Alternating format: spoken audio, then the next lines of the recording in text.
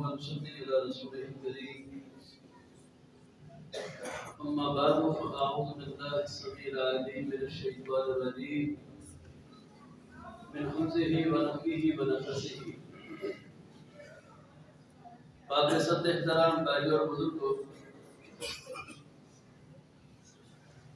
انسان اپنی زندگی میں بعض اعمال کو ایک عام روٹین کے عمل سمجھ کے انجام دیتا ہے،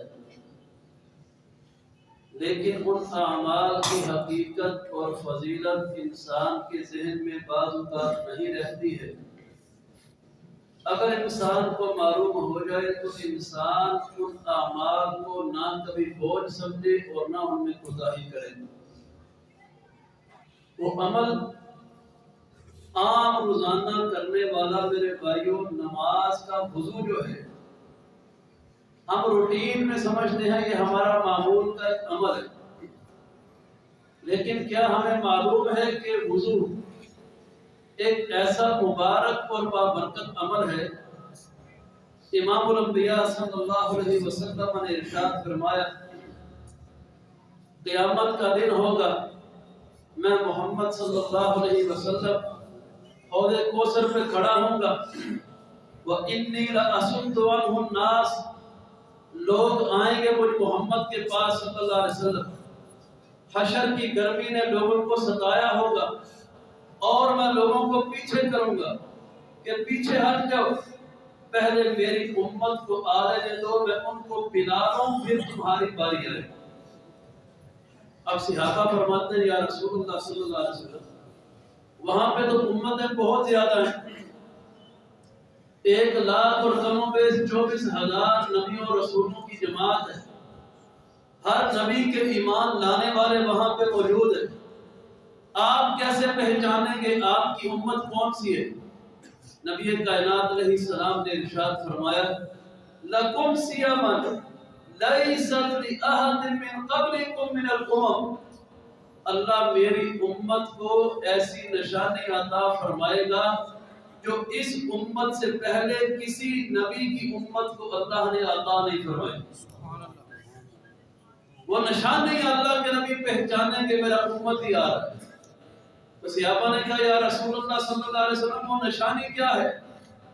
آپ نے فرمایا، جہاں جہاں وضو کا پانی لگتا ہے نا، قیامت کو بندے کے جسم کا ہر وہ حصہ یوں چمکتا ہوگا جس میں چاندی کا پانی چڑھایا ہوگا۔ اور میرے بھائی، ابو ہریرہ رضی اللہ عنہ صحابی ہیں، وہ بھلا کیا کرتے تھے؟ جب بھی نماز پڑھنی تو بڑی محبت سے اپنے جسم کے اعضاء کو دھونا، اور ساتھ اپنی زبان سے کہا کرتے تھے، من احب ان یطیل منکم غرتہ فلیفعل، اور لوگوں جتنا چاندی کا پانی حشر کے دن کا حاصل کر سکتے ہو کر لو۔ اور ہم لوگ اپنی زندگی میں دیکھیں کتنی کوتاہیوں کا شکار ہیں، کتنے دن بعد کئی لوگوں کو نماز نصیب ہوتی ہے۔ اور بھائیوں، یہ وضو جس کو ہم بوجھ سمجھ بیٹھے، یہ تو قیامت کو ہمارے نبی مکرم صلی اللہ علیہ وسلم کو ہماری پہچان کروانے کا ذریعہ ہے۔ یہ وضو اللہ کی بارگاہ میں ایسا مبارک عمل ہے، بندہ گھر سے نکلتا ہے نماز پڑھنے کے لیے اور آ کے جناب ٹوٹی کھول کے کرتا ہے وضو، ابھی زبان سے اس نے اپنے رب کو پکارا نہیں، ابھی زبان سے ایک مرتبہ بھی نہیں کہا کہ اللہ مجھے معاف کر دے، بس وضو کر رہے ہیں۔ اللہ کو یہ عمل اتنا پسند ہے، میرے نبی علیہ السلام فرماتے ہیں جب یہ ہاتھ دھوتا ہے اللہ ہاتھوں کو دھونے سے ہاتھوں کے گناہوں کو معاف کر دیتا ہے۔ یہ منہ میں پانی ڈالتا ہے کلی کرنے کے لیے، اللہ منہ سے جو الفاظ نکل گئے، غلطیاں ہو گئی، اللہ انہیں معاف کر دیتا ہے۔ یہ چہرے کو دھوتا ہے، اللہ آنکھوں کے گناہوں کو معاف کر دیتا ہے، حتیٰ کہ جسم کے سارے اعضاء کو جب دھوتا ہے نا، میرا رب سارے جسم کے گناہوں کو معاف فرما دیتا ہے۔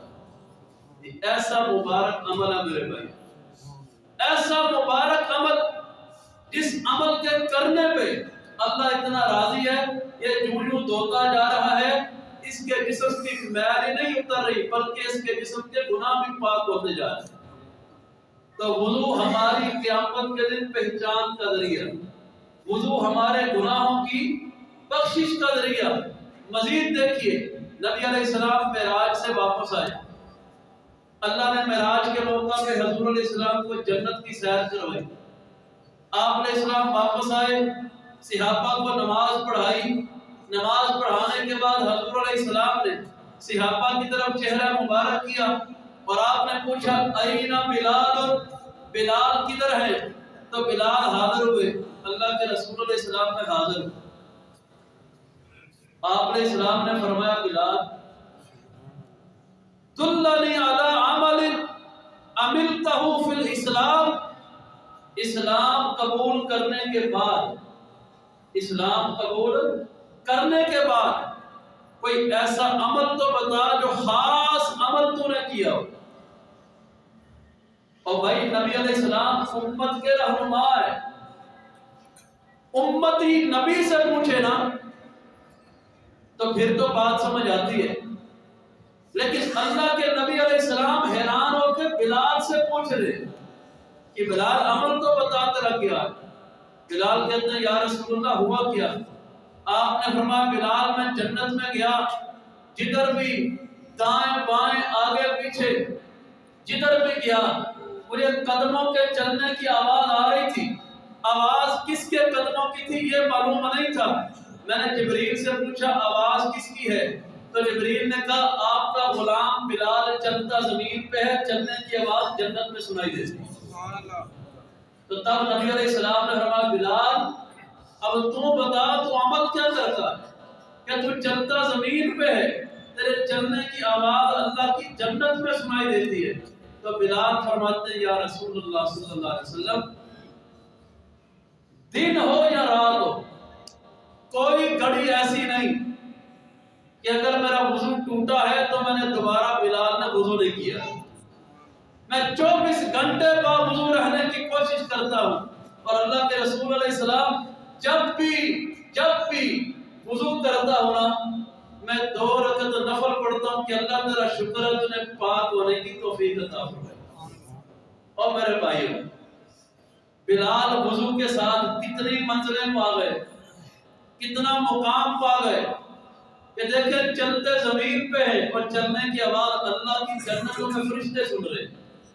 میرے بھائیو عرض کرنے کا مقصد یہ ہے خدا را یہ رمضان سے سبق سیکھیے، پہلے دنوں کا رش اور ہوتا ہے، درمیان کا اور ہوتا ہے، آخری دنوں کا اور ہوتا ہے، اور رمضان کے بعد لوگ کدھر جاتے ہیں؟